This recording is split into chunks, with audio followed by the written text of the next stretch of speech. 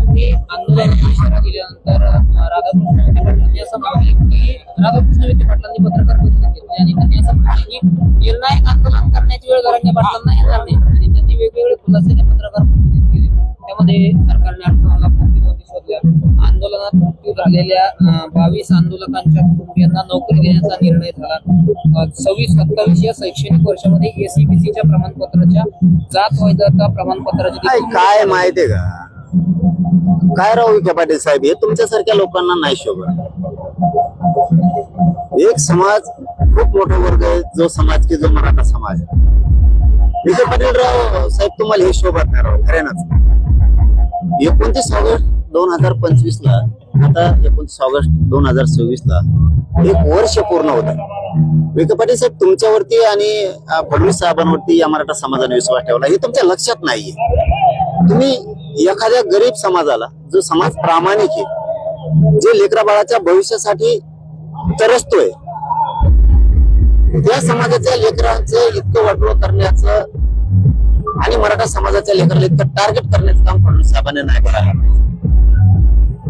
आम्ही जर प्रामाणिकपणानं सरकार म्हणून तुमच्यावरती विश्वास ठेवतो, ज्या मराठा समाजानं जीवाचं पाणी करून, रक्ताचं पाणी करून तुम्हाला सत्तेवरती बसवलं आणि मतं केले, त्यांच्याच लेकरांची इतकी हेळसांड तुमच्याकडून फडणवीस साहेब होईन असं आम्हाला वाटत नव्हतं. 1 वर्ष झालं मी एकाही शब्दानं फडणवीस साहेबांना दुखावलेलं नाही. याला तुम्ही मीडिया सगळे साक्षीदार आहे.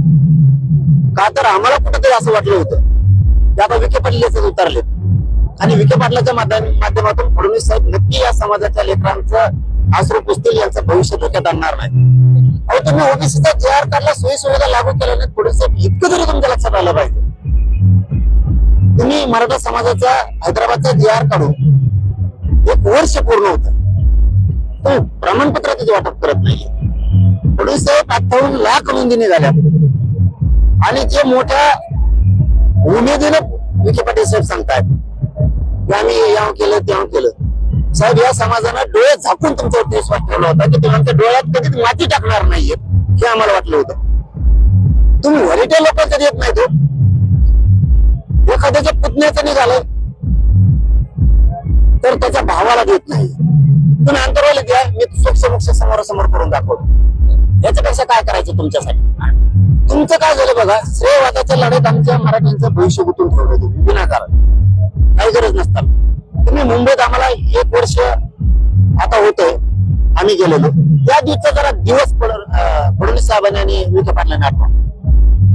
आम्ही या भूमिकेत होतो की मराठ्यांनी यांना सत्तेवर बसायचं, भांडायचं पण यांना, या भूमिकेत आम्ही होतो. आणि तीच भूमिका रास्त असती असं समाजाला सुद्धा वाटत होतं. पण आता समाजाला पण वाटायला लागलं भाजपने फसवलं. आठवून बघा तुम्ही की त्यावेळेस विखे पाटील साहेब, शिवेंद्रराजे साहेब,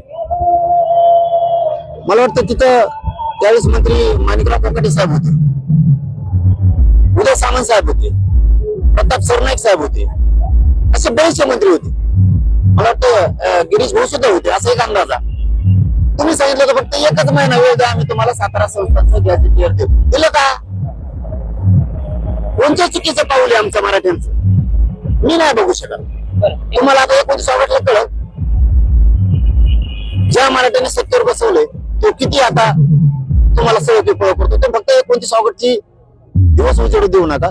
शेवटी काय असतं, भाजपमध्ये काम करणारा असू द्या, शिवसेनेत असू द्या किंवा राष्ट्रवादीत असू द्या, सत्ता जरी त्यांची असली, जरी श्रीमंत पक्षातल्या मराठ्यांना गरज नसतं आरक्षणाची, पण तुमच्या कार्यकर्त्याला गरज येणार होती. पोरगी चपलान हाणील ना तुम्हाला, कारण तिच्या बापानं या भाजपसाठी काम केलंय.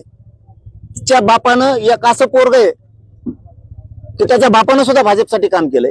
आणि भाजपच जर आम्हाला आरक्षण देत नसेल तर आम्ही गप्पा बसायचं? आम्ही म्हणतो का सत्ता द्या आम्हाला, आम्ही तुम्हाला सत्तेवर बसवलंय, आमच्या लेकराला आरक्षण द्या, एवढंच म्हणणं आहे.